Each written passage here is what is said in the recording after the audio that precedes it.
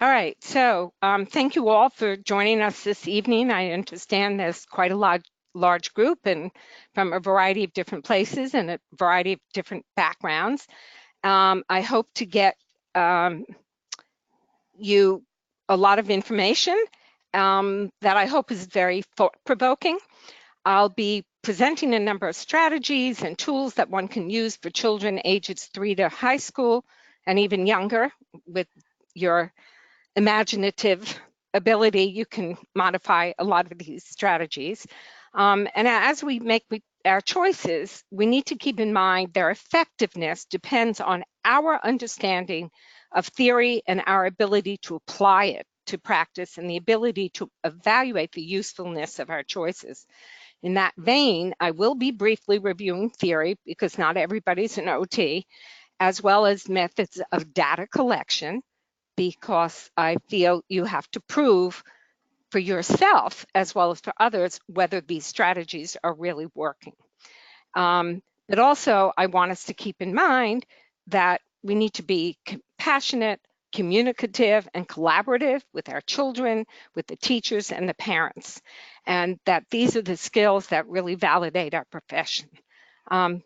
So there's a lot of information that we're going to be talking about, and I want you to understand that we'll review certain theory briefly, but I want everybody to get to the strategies quickly. But this is a lecture that actually is almost 2 days worth of information.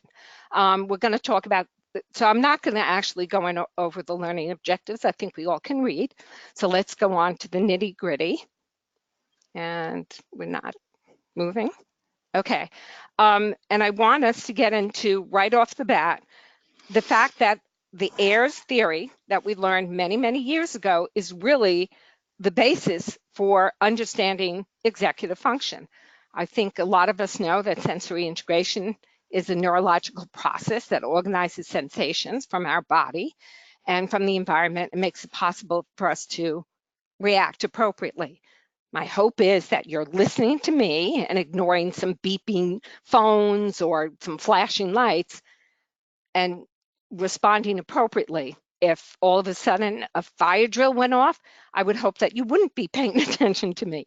So that's what sensory integration is all about, understanding which information you need to pay attention to and which information you don't need to pay attention to, and then respond appropriately to that information.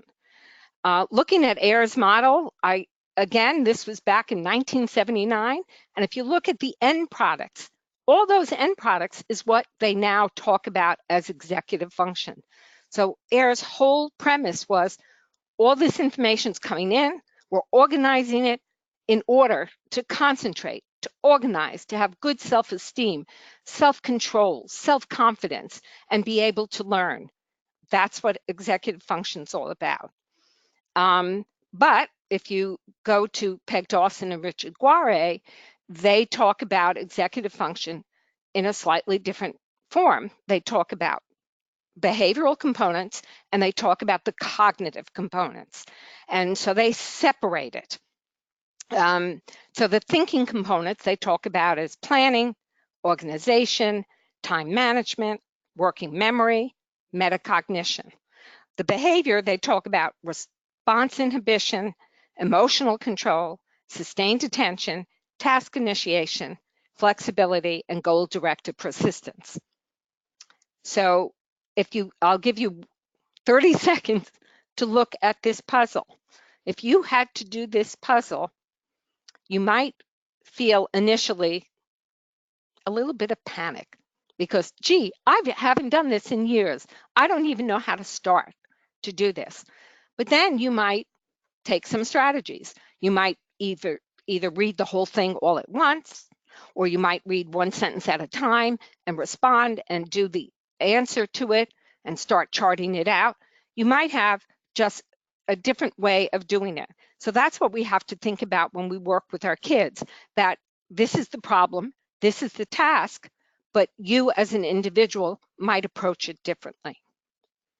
So keeping this in mind, I want us to really think about executive function. I look at it where I blend the theories of Ayres and Dawson and Guare. So when I look at executive function, I look at that the self-regulation has to happen first, just like Ayres. It's the basis upon which the higher level executive function skills can develop. If a child is emotionally distraught, they're not going to be able to listen and they're not going to be able to function. So this is the way Guare looks at behavior. And the other difference too is that Guare does not necessarily talk about behavior before executive function. So this is what I'd like us to all think about, that being regulated and having attention is what's going to get you started. If you're not regulated, you're not going to be able to start and work and perform at your optimal level. So these are the cognitive components, which I agree with in regards to Guare. However, he doesn't put them in any special hierarchy. This is the way he presents it. What I have noticed and what I find is that task initiation seems to be the biggest challenge for most of our kids, that they can't get started and they can't get started within a certain amount of time.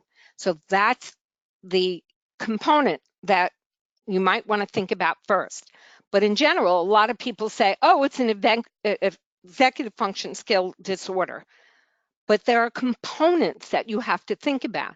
So a child who has task initiation issues may not have time management issues, may not have working memory issues. So that's why I feel it's really important for us to understand, what do we mean when we talk about executive function? One of the most interesting things, and another component to keep in mind, is the neuroscience behind it.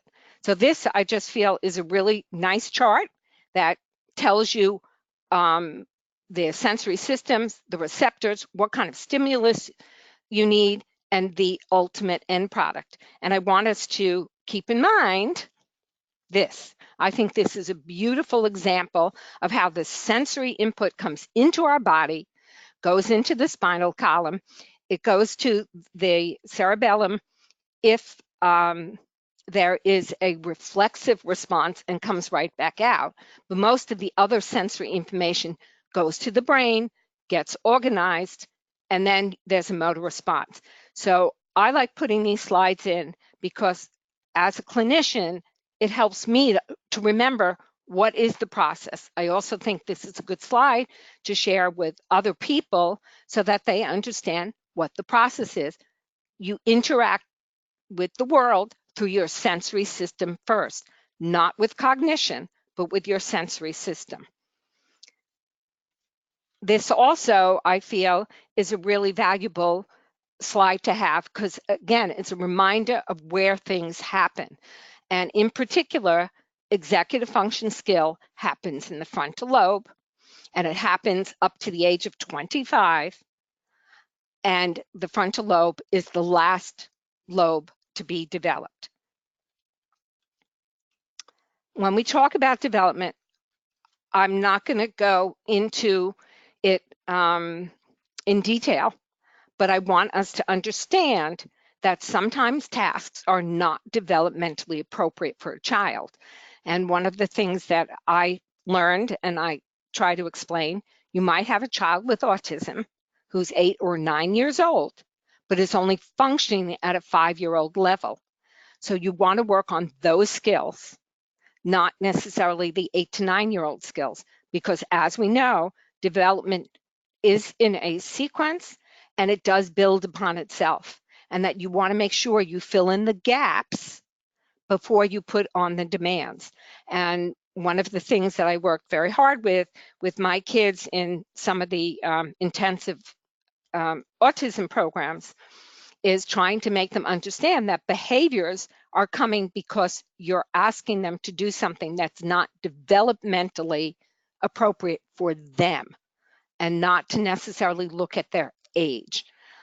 But overall, a child or an infant starts from total reflexive movement, totally sensory stimulation, and gradually become more regulated.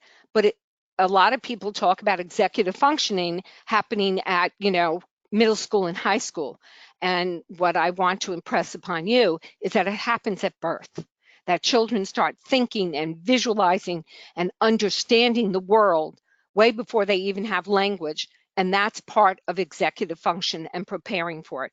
I mean, how many times do we see an infant trying to get up and crawl across the room, or a toddler trying to walk across the room? They're motor planning, they're thinking, they have goal-directed persistence. They are making a plan. They don't have time management at that age, but a toddler at 3 or 4 starts to understand time and sequencing and how quickly things are done and how long it takes till dinner time.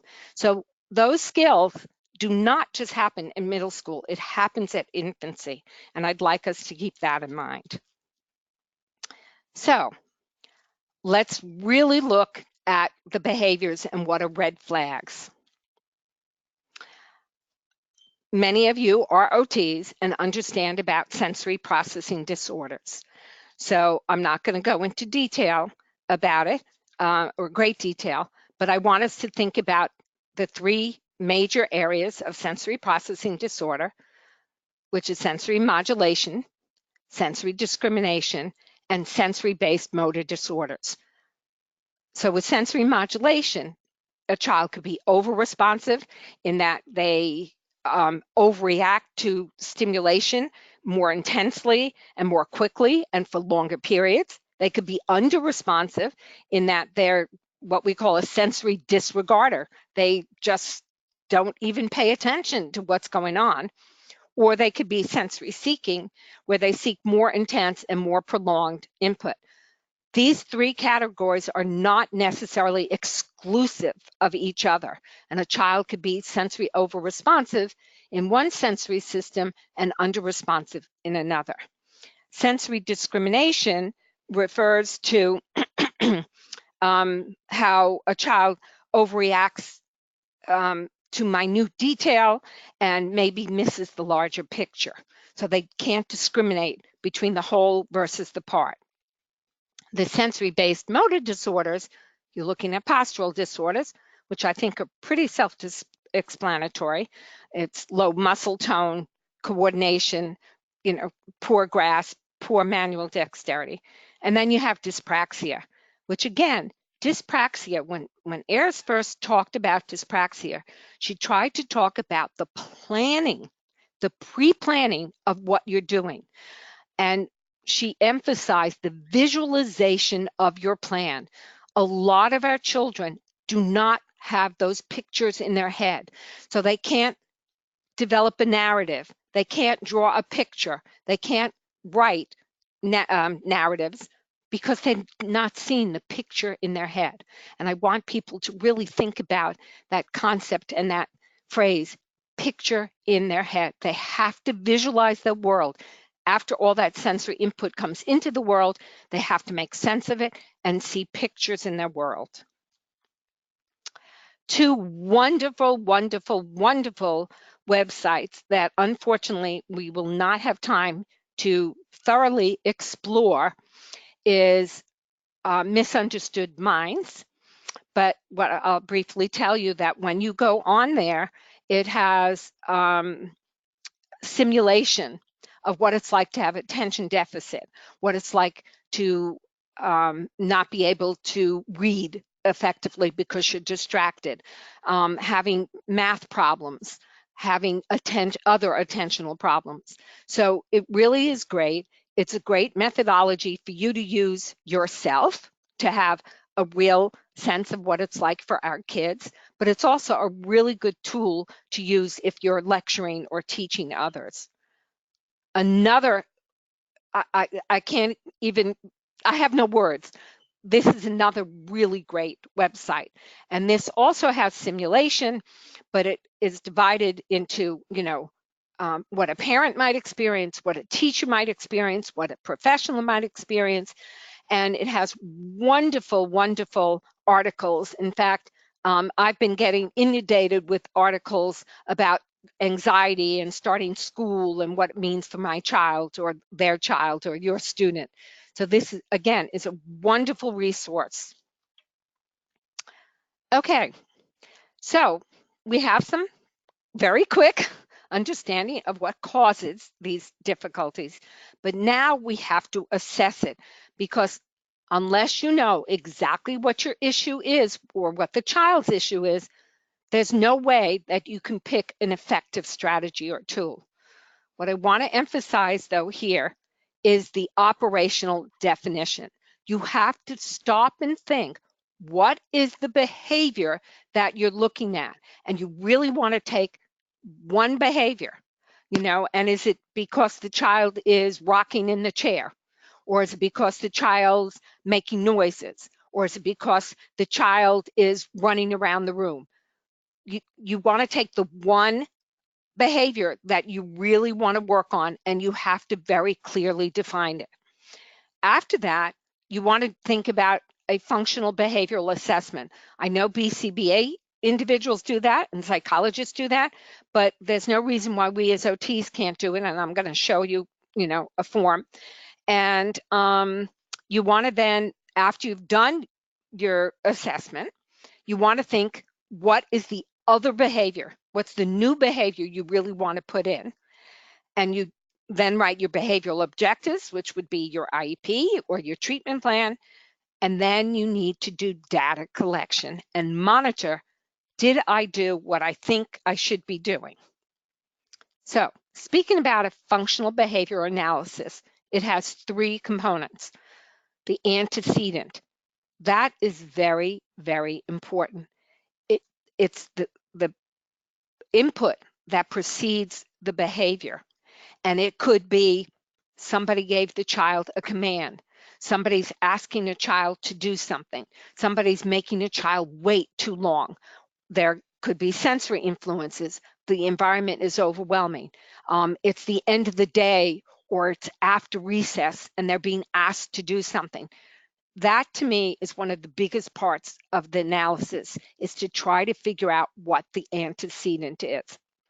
Then we talk about the behavior. You want an operational definition. Then you want to think very carefully about the consequence. What is the child gaining from persisting with this behavior? Are they avoiding the activity? Child is chatting away, so you get distracted and you forget to tell them, oh, you need to focus on this. Or they're doing attention-seeking behavior. They're throwing something across the room. Or they want some sensory input. They need softer lights. They need to calm down. Or they want something tangible, a specific toy, a hug, whatever. So this is one way to analyze a child. And you look at the context, the environment. What was the antecedent? The teacher gave the child directions. The target behavior, well, the child was walking around the room, so they want to stop the child from walking around the room. Now, what I take a little exception to is the consequences. I don't necessarily agree that the child was seeking the attention from the assistant, and that's how the child then relaxed and did the work. You have to keep in mind that maybe the child was anxious because the room was overwhelming, there was too much noise, they were too stimulated because they just came from a very overactive environment, or they didn't understand the directions, or the directions were too overwhelming, so they didn't know how to get started, or they just didn't have the skill to do the task. It was math, it was multiplication, and they don't know how to do multiplication, or they don't feel very confident in it. So the advantage of the assistant, obviously, was to help regulate all those things, and that's why the assistant, in this case, worked. But the reason why the child was showing the behavior may not be as straightforward as it seems in this chart. One form, and I only gave you a small part of this just as a model. So one form that I actually have on teacher pay teachers is an assessment of executive functioning. So my colleague Nancy and I, who's a speech therapist, we looked at children and we looked at the sensory input first. So the capsule was made and Guare has made checklists, but we put the sensory component in and we organized it at school and at home. So I feel it gives a much better sense of the child and it helps the child to evaluate themselves. And what you need to consider for treatment is, as I said before, 1 to 2 behaviors. You have to think about how you're going to track these behaviors. You're going to then, your strategies are going to be either an environmental change, an instructional modification, or you're going to teach a skill or any combination of those 3. So that's how you would do it. Here's a nice form that I developed that helps you to get your intervention plan going. So now the bulk of the lecture. So these are a lot of different strategies. I feel environment is one of the biggest influences on children.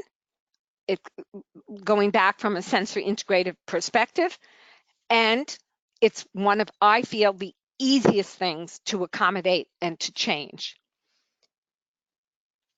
So this is a survey that I developed, and you can use it for yourself to evaluate the child and say, okay, what's going on right now? Where's the source of the input? Does the child seem calm or not? Or you can give it to the older child and have them evaluate it themselves. So this is what's going to help you to do a preference assessment. These are general guidelines for calming. And one thing that to think about, these are pretty generic, but one of the things that I've been doing is just having the children cup their eyes, just put their hands over their eyes and sit there for 1 to 2 minutes. Because again, there's so much sensory stimulation going on with the lights and everything else. This is a nice kind of yoga and meditative thing for a child to do. Another thing is there are some iPad strategies I'll tell at the end. But the one other thing that I really, really like is what I call pizza breath. And I like it better than the flower breath or some of the others because it makes sense to me. So the child holds their hand out, palm up, and they want to smell the pizza. But the pizza's too hot, so they have to blow on it to cool it off. I have found that to be the most effective in getting that nice big rounding of the mouth and that nice big full breathing to cool the pizza off, whereas some of the other breathing things, the kids just kind of let the air slide out the side of their mouth. So that's why the visualization of the pizza breathing works really well. Okay, general guidelines for alerting, some general strategies. One of the things that I do is called the tapping strategy, whereby you take your right hand, doesn't matter which, but you take your right hand and you tap your arm going all the way up to the top and down. That's one cycle.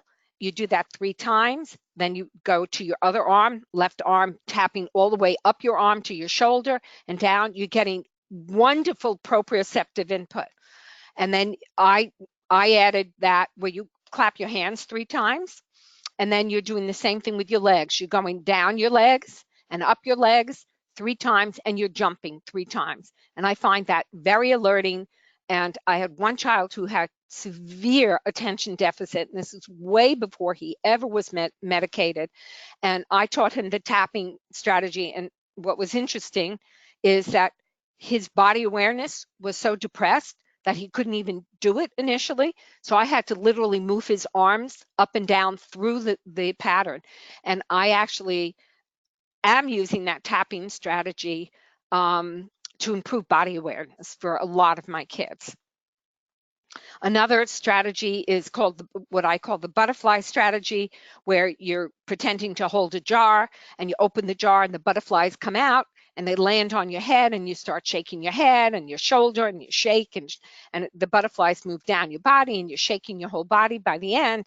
But then the butterflies go back, because I find sometimes a lot of alerting strategies don't then bring you back down. And that's what you need, is to be alerted, but not so much that you can't perform what you need to perform. So I believe that there should be options for seating in a classroom, and a lot of my classrooms now are accommodating me and having wonderful seating options for all our fidgety kids.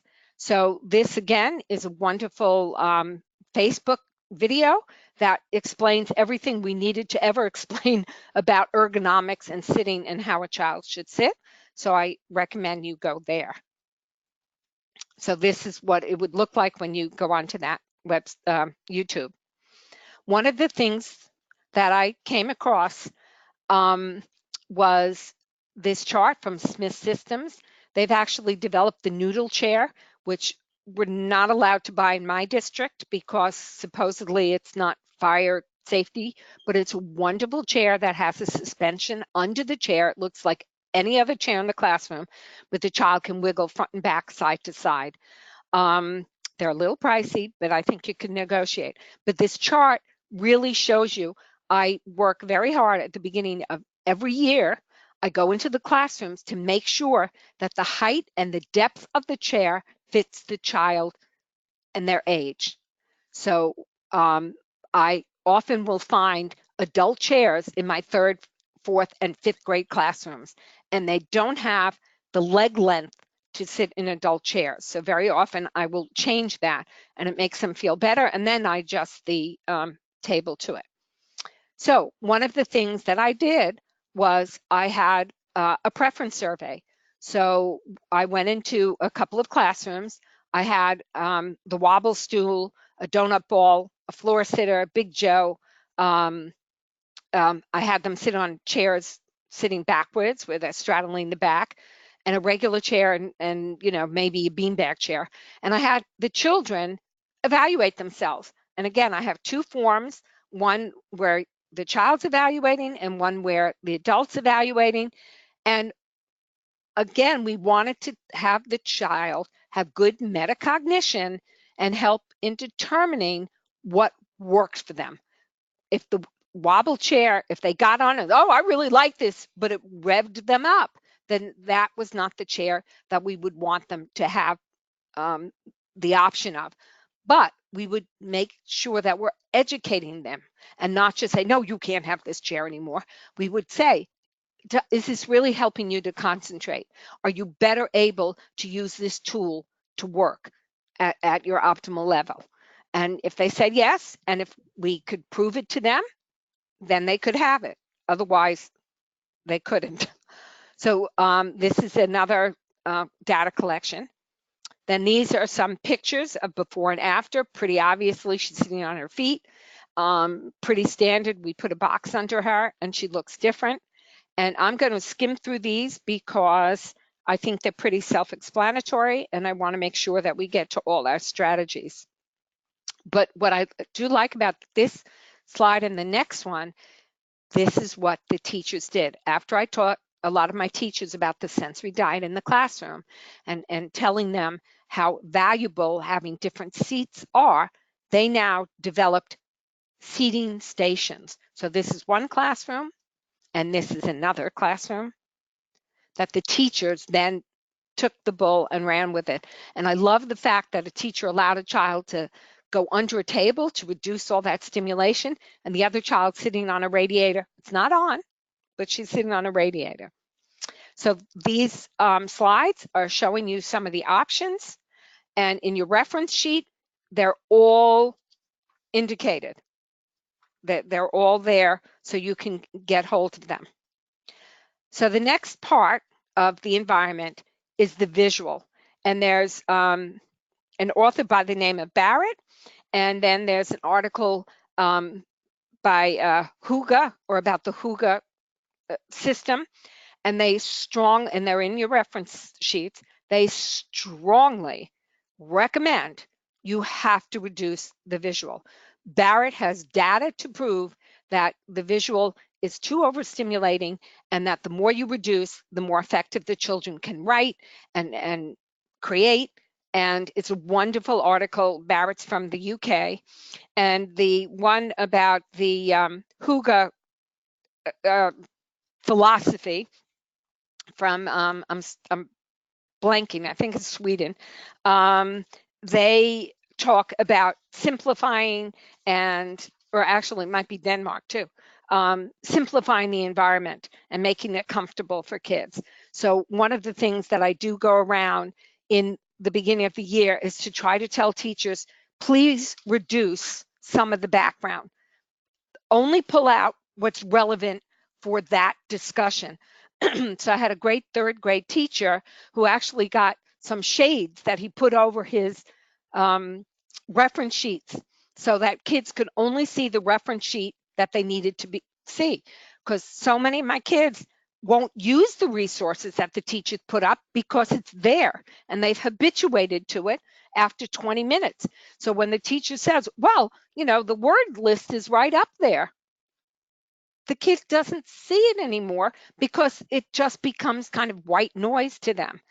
So it's very important to impress upon our teachers about how to change the environment.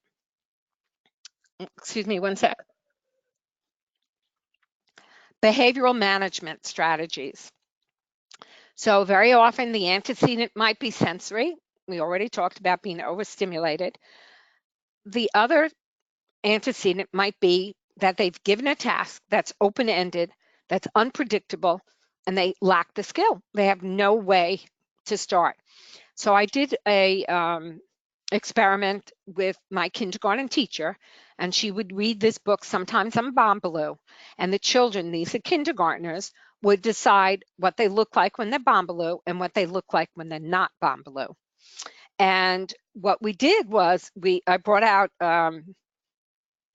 a table, a plate of concentration tools. And it was very interesting because the concentration tools that I thought some of the kids might gravitate to because of the behaviors I was seeing was not necessarily the concentration tool they chose. So I found this very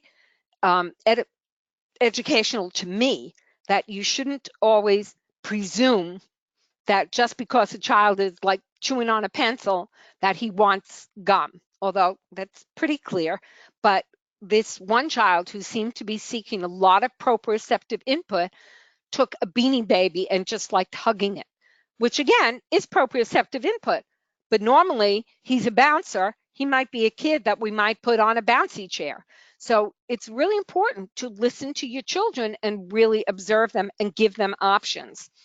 So some of the strategies, though, that I use when my children are distressed is I prepare them for transitions, because transitions and initiation seems to be the most difficult time for most of our kids.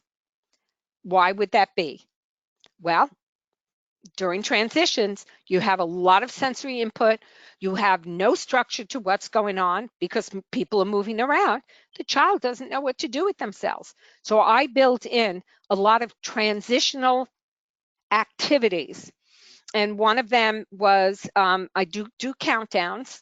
But I count down, and I count down 3, 2, 1. I do it very slowly. It gives a child to kind of shift their brain from being active to make that physical shift so that they can make a mental shift. And Jessica Minahan talks about that shift a lot, and this simply counting down can help. But other things I've used is I give children transitional objects that they could bring from their classroom to my room or from my room back. Or I have them do things like coloring. We had this one child who almost seemed agoraphobic. She did not want to leave the classroom, and she would talk about being embarrassed. And this started at kindergarten and continued to 5th grade. So we would have a step down activity. So she would go leave the class and go into a corner near the door where she would start coloring. And then I would come and pick her up. And that seemed to work really, really well. We want to help children with their emotions. We want to align with them. Talk about us, or we need to do this, not you. Talk about, acknowledge their feelings. This is stressful. I understand. Use vocabulary to help them. Oh, with my nonverbal kids, I just talk about being mad or upset. We might go into some social thinking things and start talking about children. Well, this is expected or this is unexpected. But I really feel you want to get to that after the child has calmed down. They're not going to process and they're not going to accept any kind of, in some ways, admonishment until they've calmed down and you align with them. So you want to really make sure that they're comfortable and calm down. Then you can do expected versus unexpected. You could process the information. You can have a scale of, how were you feeling, and talk about the process. And you want them to always leave with, well, next time I'm sure you'll be able to do this, so that they save face. The other thing that we have in our school are brain breaks, and they're regularly scheduled, heavy work, and structured, which I think a lot of us are familiar with. The problem that I find sometimes is that they say, oh yeah, they're going to go on a break, and the child just saunters around the school. So I talk about power breaks, not letting them saunter, having them walk backwards or walk up and down a stair, or I might even have them, oh, you have to get back to my room in 1 minute, so that they're really hustling rather than sauntering, because sometimes the sauntering is a way of them avoiding. And yeah, we all need breaks, and avoidance is okay. But when you're in third, fourth, and fifth grade and middle school and higher, they really need to be back in their learning environment.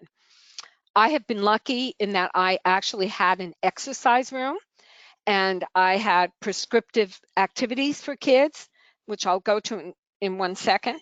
And some of the exercises were meditative, and some were so meditative and calming, and others were there to help alert the child. I like we used a we in our room, and there's some that has some really good obstacle course and things that unfortunately a lot of our kids couldn't do. I like using the infinity walk and the lazy 8 as calming. The class helper, which I'm going to get into right momentarily. I love a lot of mindfulness and yoga breaks. And with one child who had a lot of anxiety and would have explosive outbursts, one of the things, so everybody would say, well, calm down, calm down. Well, you can't calm down if you don't know what you're thinking or feeling. So we started doing body scans, and I started getting her to understand what her body feels like right before she explodes. And one of the things I did for her is I made a little audio tape, and we pretended that the magic school bus was going in, up her nose into her forehead, and she would tighten the muscle and loosen the muscle. So we did progressive relaxation using the visualization of the magic school bus, because again, a lot of kids can't isolate their muscles and parts of the body. So I started using that. The class helper, I'm going to still get back to in 1 second. Exercise schedule. We had specific schedules that I would sit down with the teacher, sometimes even with the student, and try to figure out what's the appropriate time for them to come and use the exercise room or take the brain break, what was effective. And we made sure that the child might have 2, maybe 3 scheduled breaks, and then 1 or 2 passes. But I found some of our kids with anxiety disorder, they would kind of overuse some of it. So that's why we started with the passes. And once they used the 2 passes for the day, then they were gone. And we would also start to limit the passes as the child seemed to get more and more regulated. So here's my motor break room. It's very simple, very basic. I was fortunate to have the suspension, but the kids could not just come in here and play around. I had a list of therapeutic motor breaks. So this was a list of different activities that I would recommend. I would check off the ones that were specific to that child. And they were only maybe in the room for 10 minutes. Oh, there was one thing. All right. The one other thing was I did have a data sheet that tried to show the progression of, they might have started with deep breathing. They could only do it effectively 1 time. So then I would want to work them up to 5 times. So then I had data to, again, see, is this room working? This is my helper concept that I used.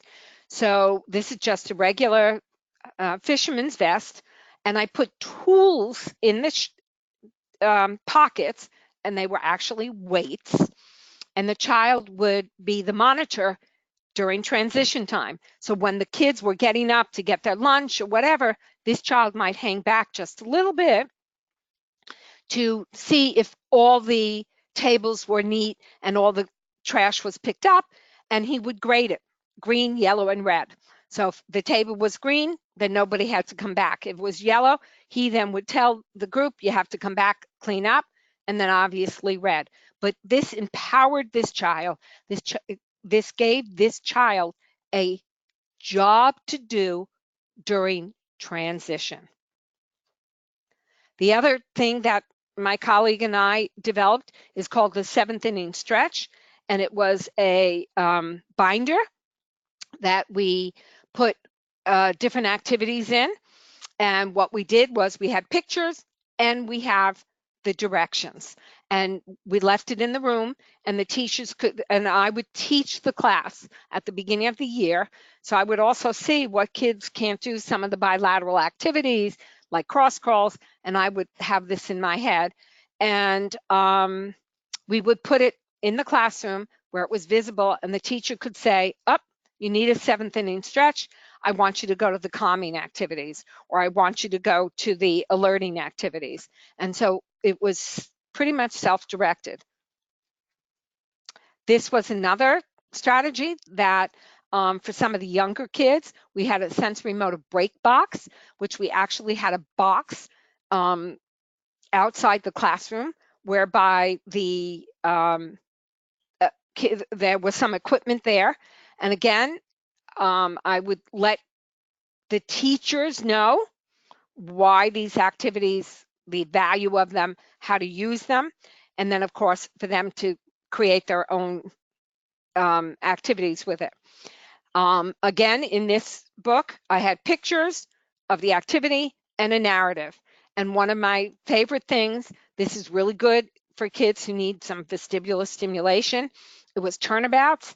And so they stand there, chin to chest, and they jump 180 degrees, right, left, right, and then reverse it, left, right, left. But the one thing I did with this is I made sure the chin was to the chest, so they got maximum vestibular stimulation. Pretzel jumps, excuse me, is another strategy that, again, I wanted a lot of bilateral activity. And this one gets more and more complicated. Most of my kids can't do the full pretzel jump, but what they can do is they could jump out, then jump cross with the right in front, jump out, jump cross with the right behind. So that's the simple. Then I start adding the arms.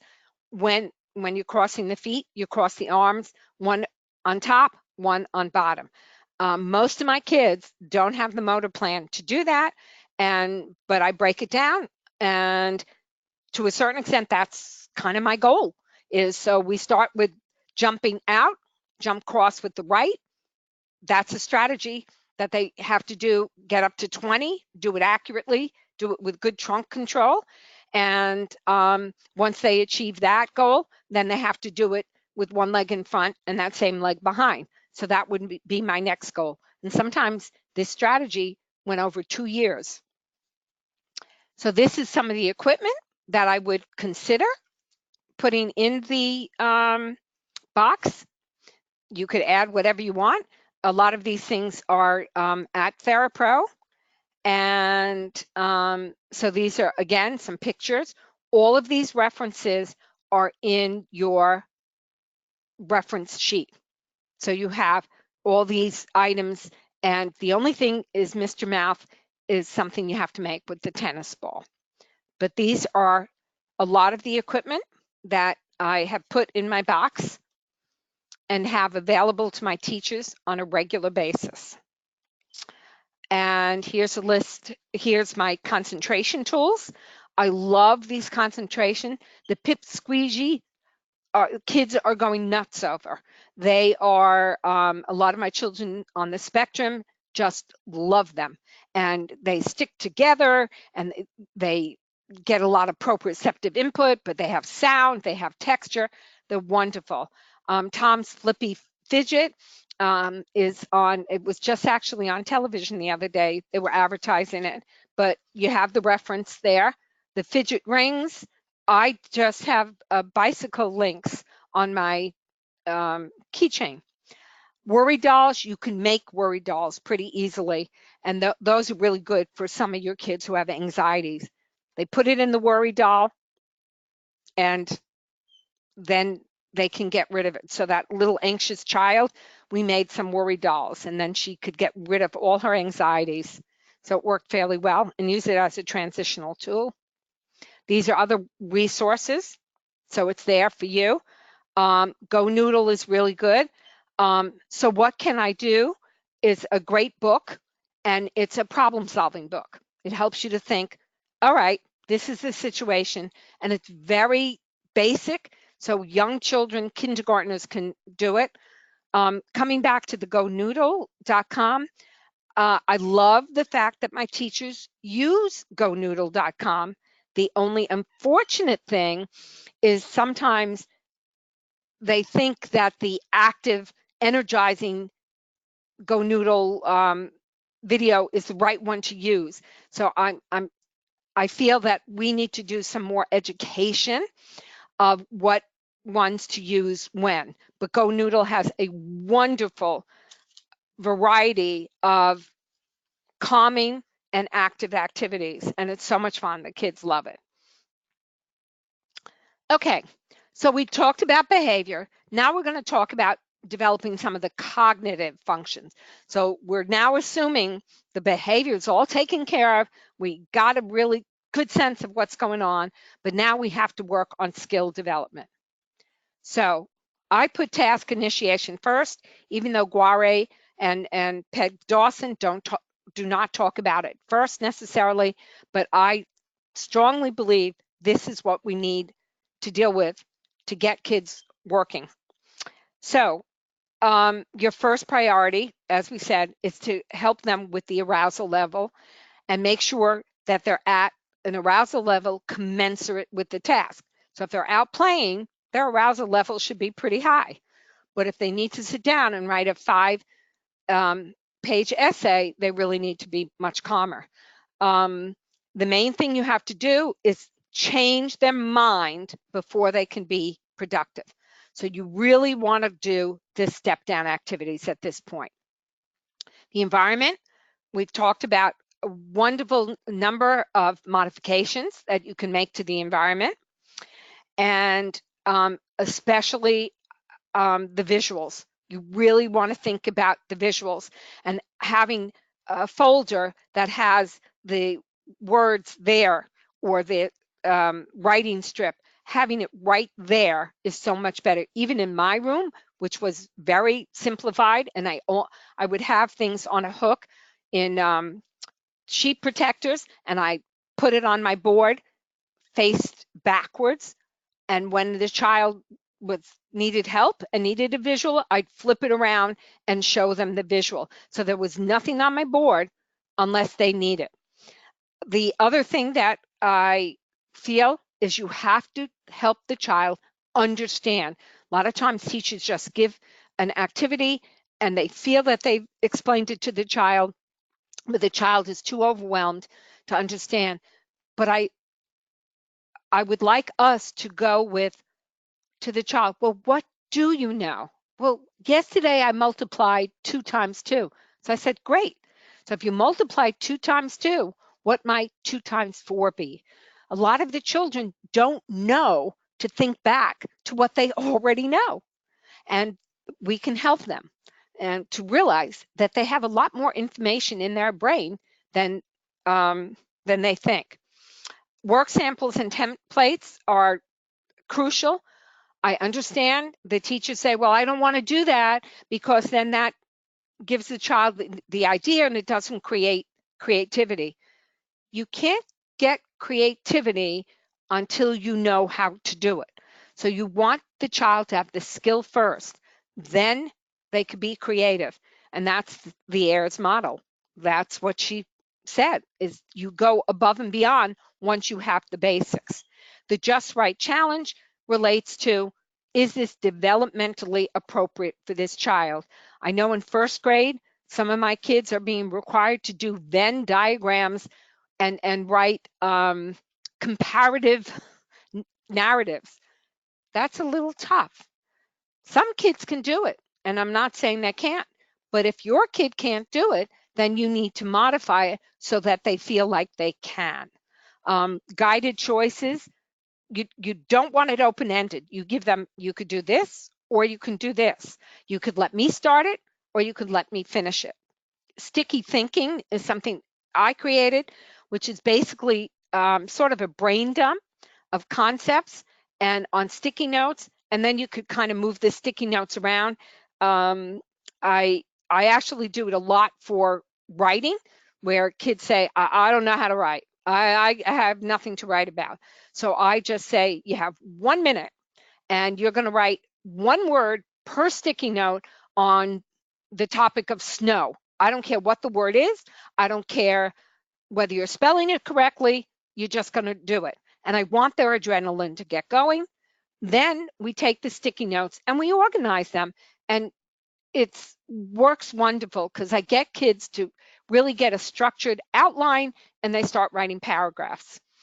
Backwards chaining, or where you start, then they finish, especially for a lot of kids who do handwriting and they are exhausted or don't want to or feel threatened. Well, I have to write 5 sentences. Well, so you write 4 sentences and they write 1. The next time you write 3 and they write 2. So that really can help. And obviously incentives, although incentives have to be evaluated as to, is this really going to work? I have not wondered, I've not given total time for questions, but I'm trying to leave it more towards the end. So I hope, we have that time. That's how I planned this. Self-regulation. These are wonderful apps. I know a lot of people don't like apps, but these apps the kids love. And I'm just going to tell you about a couple of them so that we do have time for questions. The one that I think is really one of the best, and most of them are for free, is Pot Smash. Pot Smash has 4 or 5 different parts to it, so that's why it's a really good one to get. I believe if it costs anything, it's like $1.99, although I know things keep changing. But Pot Smash has a Zen part to it. And so that's where the kids just can smash pots all they want. And I have found a lot of my agitated kids, they come in and they do this, and it gets a lot of their agitation out. The other one that I really, really like is Labyrinth HD, and it's kind of based on the practice of having a labyrinth and walking a labyrinth. The children use their finger to go around the labyrinth. There are different styles, different degrees, and it's really wonderful. I start with the most simple, the simplest ones, the rounder ones, the ones that are easy, and it becomes very meditative. Slither-O, a lot of my kids love Slither-O, and that's, again, another very meditative app. The worm just moves around and it eats other worms to get bigger and bigger. Fireworks also is wonderful. It has, I don't know, 6 or 7 different games in it, and some of the games are more for the high agitated child, and some of the games are for the more meditative child. So I really do recommend those. Calm, unfortunately now is $80 a year, and so I couldn't take it out. I just found this out today. If you want it, it looks wonderful. It has a lot of options. It has daily calming and sleep stories and music. It sounds wonderful. I just am not in a position to necessarily afford it right now. These apps, oops, okay, are for sustained attention. So a lot of our kids can't keep going, don't have that goal-directed persistence that Guare talks about. So Monster Hunt is really good. It's a visual memory kind of game, and it gets more and more complex, and it's just fun. The kids have all these monsters. And remember that little boy that I told you who had severe attention deficit, who couldn't even do the tapping? By the end of this year, he was doing about 5 or 6, maybe even up to 7 objects, and he was doing wonderful. Sight words, wonderful. It has a couple, this is for younger kids. It has a couple of really cool sub games that work on sight words. So this is great for preschoolers or kindergartners, but I used it for my older kids because a lot of my older kids did not remember how to write the word with, W-I-T-H. So I filled in the gap using that game. Memory for You is also good, but I want to jump to visual acuity. That's remembering 3 numbers in a row, and they flip onto the page, and you have to remember that. Visual attention is wonderful because it helps with right left, because you have to track and find like the letter A or V or whatever from the field. Eye Frenzy also helps with right left discrimination. Brain trainers like Simon. iMove is also another great visual tracking activity, and you can modify it. You can make it faster or slower. You can modify the pattern. You can make it bigger or smaller, and that's another really good way to work on scanning abilities and visual tracking. Use of visuals. I have these in my room at all times. The bookmark on the right is free if you want to go to Teachers Pay Teachers, but the what to do list, so that's in my room. If the child gets to the point where they know what to do, you know, that initiation, well, then that's great, and I don't need to pull it out. But sometimes I pull it out, it's in a protective folder, and then they check, did they come in? Did they get their folder? Did they get the pencil? Oh, okay, we're up to write the date. So this is a very simple list. Again, I have words and pictures so kids understand what we're talking about.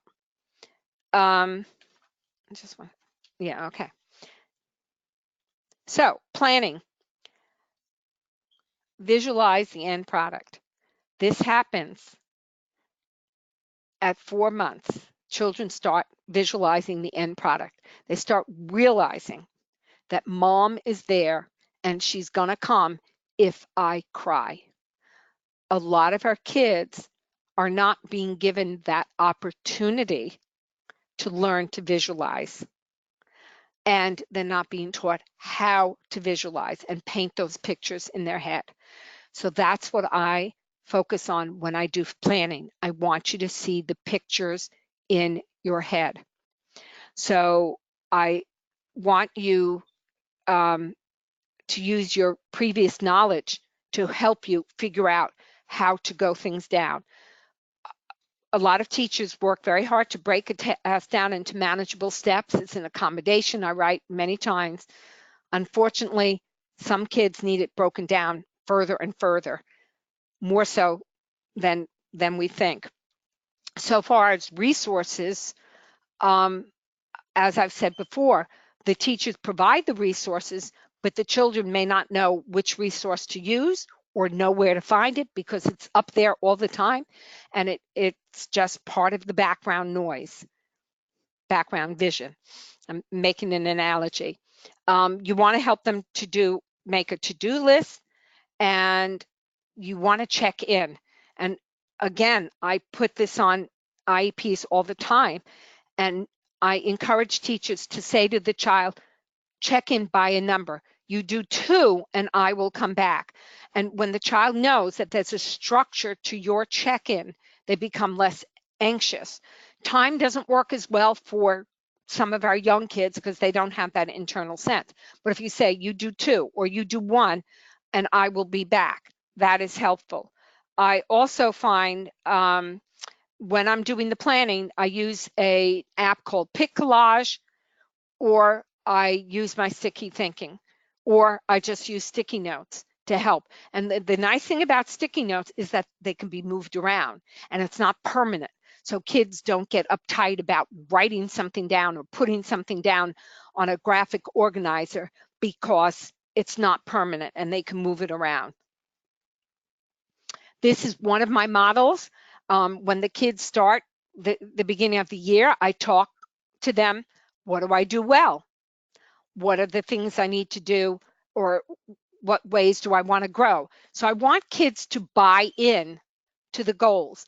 I come up with goals, but if the child hasn't bought into it, it's not going to help. And then what do I need to do? And so I talk with them to try to get concrete answers to ways to grow and what do I need to do. But I first want to emphasize their strength. I'm not sure we always emphasize that. You know, the evaluation process and the IEP process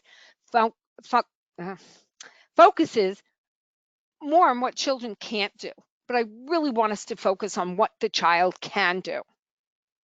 And this could be modified for all age groups.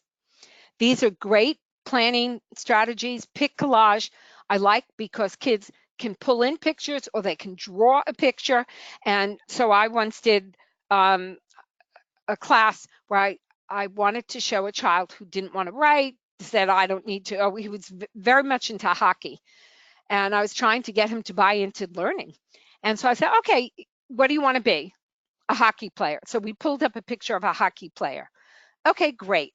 Now, let's think, what do you need to be able to do in order to be a hockey player? Well, I need to get equipment. Oh, okay. Well, how are you going to get the equipment? Well, I have to go to the store and buy it. I said, oh, so you're going to need money. Well, how are you going to get the money? So I brought the child all the way down to the fact that you need to learn to read, write, and do math. And, I talked about, well, you're going to have to read those contracts, so you're going to have to know something about math, and you're going to have to be able to communicate with your agent, so you're going to have to be able to read and write and understand math. And he then bought into it, and it was much better. The other thing that works really well is snap type. So I had one student, and this just last year, and this is just so moving to me. I had one student who had a seizure disorder, and writing was very hard for him, and we actually didn't even know that he had a seizure disorder until halfway through. But he was losing track of what was going on. So we used snap type. And so he would take a picture of the outline, and then all he had to do was type in one word. This child was so elated, and his whole world changed for him because he wasn't losing the information. He didn't have to worry about hearing every other sentence. It was so helpful to him to now have a new strategy so that he wouldn't forget information and worry about if he was having a seizure, that he was missing some of the information. It was just a beautiful, beautiful metamorphosis for this child. Organization, I think that's pretty straightforward. So a couple of things I want you to know about are things called Spark Notes, which is great for the middle and high school kids. And they're you get them at like Staples or Office Max or or Office Depot. They're a three page, but they're kind of folded upon each other. They're laminated. Summary or outline of everything. They have one on grammar, they have one on geometry, they have one on algebra. So I noticed that we don't have textbooks anymore. So I feel that that has done a disservice to some of our kids. So Spark Notes help, and they can bring from year to year to year. And based on that, that's why my colleague and I are developing a book called The Classified Survival Notebook, where kids are bringing their reference information from year to year to year to year. We're teaching kids note-taking strategies and color coding. And one of the things that, so teachers are great where they have, red is for science, blue is for math, but then a paper falls on the floor and the kid just shoves it back into the drawer. And so what I've been teaching kids is, so red is for science. Before you sit down and take notes, you're going to put a red dot on that paper. Then you're going to make sure your name and the date and the topic is going to be written on that paper. So if the paper falls on the floor, you don't have to spend half an hour, slight exaggeration, trying to figure out where does that paper go. You could quickly, oh, it's a red dot, it goes in my red folder. So a lot of kids do that very well. Another thing that I've been using for kind of planning and organization and executive function are these simple $1 to $2 wood projects. And what I have kids do is take the wood project apart and write down the steps. What do I need to do first? I need to read the instructions. I need to put my pieces in an orderly fashion. I need to check that I have the pieces that are on the page. And so it helps them to develop a strategy, and then I can use that strategy for other things. Really good organizational tool that I use is my OT folder. Every child has one. I list the activity based on their IEP, and then each date, I put the date down and we write in those boxes, like how many jumping jacks the child did, or, did they write today? And, so this is a great way for the child to be responsible for themselves and have a sense of what they should be doing. But I use this for writing my progress notes, and it is very helpful. And so the child sees the progress, but I see the progress. And for kids who can't write, I draw pictures. So coming back to the organization, so this was a wonderful job that a teacher did, and it was color-coded, and she did a wonderful lesson. I'm sitting there and I'm thinking, this is great. And then my child goes, and the first page is what he did. He just put a big blob in the middle and started writing words all over. So here's an example where the teacher did a wonderful job, but the child did not know how to apply the information. So I had to help him format his page. So then you can sort of see where it says continent, now it's neither, and he could read his own writing. So you do have to help the child, that they can't always translate the teacher's instruction.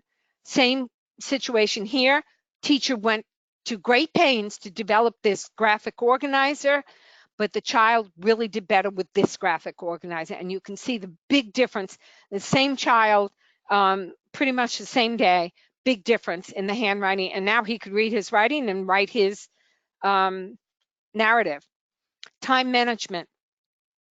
One thing that we need to kind of keep in mind is that children, most of our kids that we work with have no internal clock. So we have to help them with the internal clock. And I find number of items works much better than time, because the more time they have, the more wasted time they show. So I work with my kids together, and we figure it out together. Um, two apps that are pretty good is 360 Thinking, and a new app that I just found called The Forest.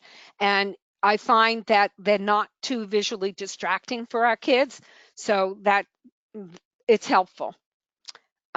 So here's an example of how I had to break it down very specifically for the child.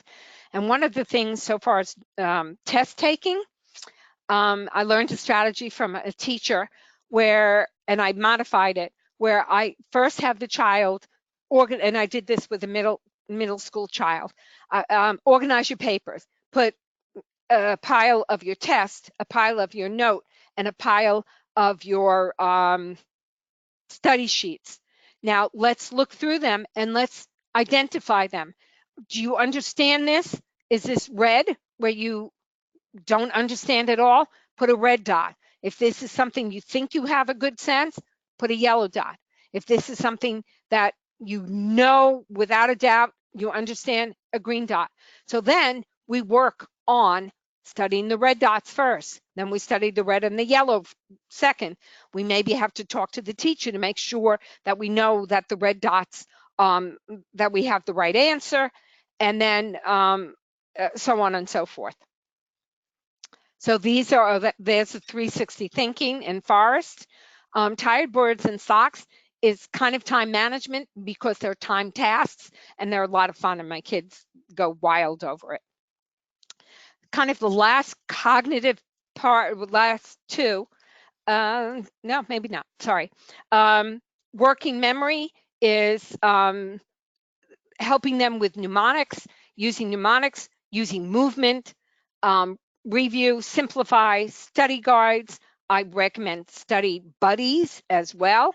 And word banks, multiple choice are much easier than open-ended. And then you have the classroom websites. So this, I think, is pretty self-explanatory. Flexibility, you have to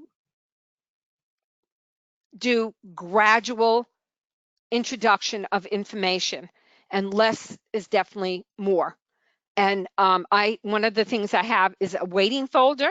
So I have a generic folder in my room so that when I'm working with one student and another student doesn't know what to do, then I have the waiting folder. They could go there and take their papers out, and it's just kind of generic things, coloring or dot to dot or whatever. And you just have to gradually build in the stamina. My little girl, that kindergartner, we had to very gradually, it took from kindergarten to 4th grade for her to learn some flexibility. And these are some great games. Blink, you have to keep your mind going because you're matching by shape, count, and color, and the match keeps changing, so you have to change your mindset. And Doodle Dice is wonderful. I use it as a strategy to help with writing.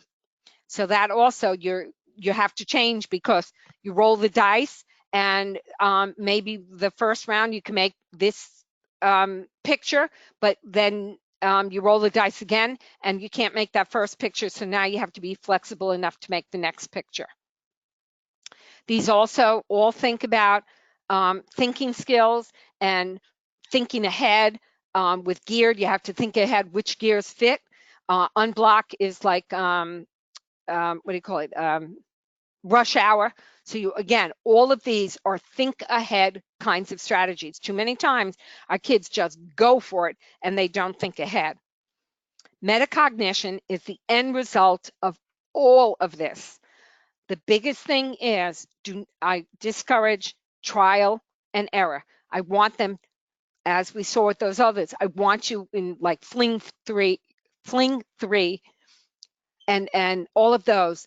I don't want, I'll move this, then I'll move this. I want them to visualize and think ahead where they need to be after that first move. So that's what's really important.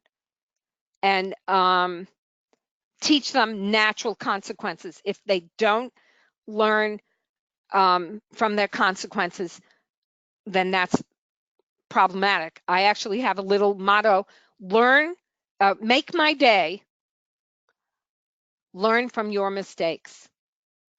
So I want you to learn. You make a mistake, great. Let's learn and change.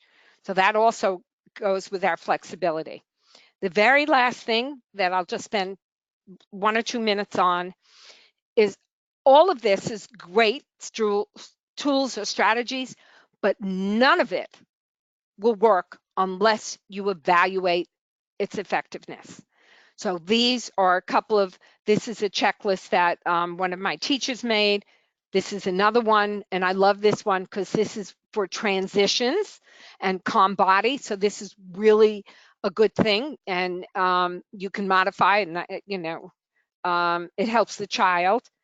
And then the last part is the presentation of data. This is a really good website, a YouTube site, that tells you exactly how to make an Excel graph. And I used it. And as a result, I took this data that I had from a questionnaire, and I was able to make either a bar graph, a line graph, or a bar graph. And you can decide which one it's the same data, but which one seems to be more dramatic and therefore makes your point a little clearer. So that's something else that you want to think about. So I know I've talked a lot. And Allison, are there any questions that people have? I know it was a lot of information. I tried to give everybody a little bit of everything. And I hope that was informative and stimulating for you so that you can go back and feel, all right, I got this licked. I'm going back. All right, so one of the questions that came in is the Pot Smash app available for iPhone? I believe it is. I have it on my iPad. I don't know I've never tried it on the.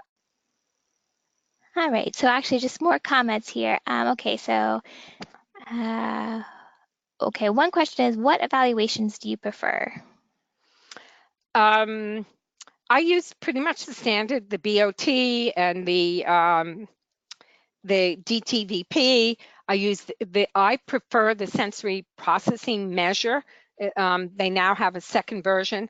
I feel the sensory profile sometimes could be a little cumbersome, but I also use my own kind of checklist.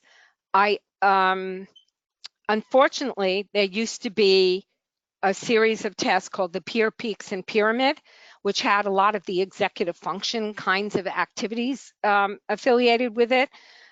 It's unavailable now, but some of the activities that we did, I think actually one of the strategies, because I'm not using the Peer Peaks and Pyramid so much anymore, is to find mini projects. Like I have this one project, which is a simple bird, and you kind of cut out the wings and you have to put the wings in. Just observing the child actually doing that project and how they approach it, I think gives you some idea with executive function. And actually the SIPT was going to have a activity like that where they gave a child a project. So I do a lot of that. I get a lot of my information from the psychologists and from the teachers and from observing. I'm doing much more going back into the classroom and observing the child. So other than kind of the standard, I do observation. I hope that answers it. So another question that we have is, it looks like our users are having some difficulty finding Pot Smash in the App Store. They're wondering if there's a different name that they might search for it. Okay, well, while we're talking, I will go. Unfortunately, some of these apps may be a little bit old. Let me see if I can try to find it here. Yeah. All right, so another question, have you utilized the brief executive function checklist assessment? The psychologist does that, so I don't need to do it. So if you don't have a psychologist, yeah, go ahead, go for it. Another question, what was the data website? The data website was at the end, and I also, so that was the YouTube website. But I did just see, let me just think, Therapy Store, I think it's now called, just advertised some tools for data collection. I am fortunate that I work with BCBAs, so they also help me with the data collection and the forms. But I have things that I tally, and I use a lot of their forms. Okay, another question is, how do I find your materials on Teachers Pay Teachers? It's under Capable Hands. And I also have a website that I'm going to be putting up some of my forms, but it's called Capable Hands and Associates, I think now. My website is either Capable Hands, I just did this. It's either Capable Hands or Capable Hands and Associates. I think it's just the Capable Hands. All right, another comment is Lesson Picks is a great product to create a variety of visuals. That was submitted by Carol. Okay. So how do you get teachers to buy in? Okay. So very carefully. First of all, I usually go up to the teachers and I say, what do you need from me? So I've learned a long time ago not to come in and say, I'm the OT, and not that I ever did it really that way, but not to come, trouncing in and say, oh, I'm going to fix things for you. I learned to modulate my body language, modulate my voice, and I try to watch for a couple of minutes and see if there's an opportune time. And I'll put a little note on the teacher's desk and I'll say, when you have a chance, I'd love to consult with you. And I'll start there. And then I'll listen to them. I'll let them vent. I'll let them say, oh, Johnny can't do this. That little boy that we had this metamorphosis about, I had a very tough teacher that year because she wanted to just have me cure this child. And, and I felt some of what she was asking the child was unfortunate and her expectations were unfortunate. But I listened and I listened and I listened. And then I said, okay, if there's one thing you want fixed, what's the or taken care of, what's the most difficult thing for you as a teacher in regards to this child? So that's where I started. I let her guide me and tell me what she needed or what she wanted. And then I did a lot of problem solving to think, what can I do to help this child and make it easier for this teacher to teach this child? So with this child, I came up with SnapType. I brought him over to my room and we played with it first because she wanted immediate, like, oh, tomorrow, Jocelynn, it's got to be cured. I said, well, no, I have to evaluate what's going to work for this child. Fortunately, SnapType worked really well, but then I had to go running around and getting an iPad or whatever. So I take one problem that the teacher has a priority. I do the same thing with my parents. What's your priority? I have priorities. I definitely do. But I start from their priority and where they're coming from because teachers are so stressed out because the demands are getting worse and worse, and they're not used to having this many children struggle as much as they do. So I start there. And then I show them like, oh, Johnny, look at what Johnny did. He did your project in 1 minute. And when the teacher starts to see that the child is now sitting and listening and whatever, that's how they buy in. The other way I do it sometimes is go to the other teacher in the other grade who might be more flexible, and I might start teaching her a strategy and have her then teach the new teacher.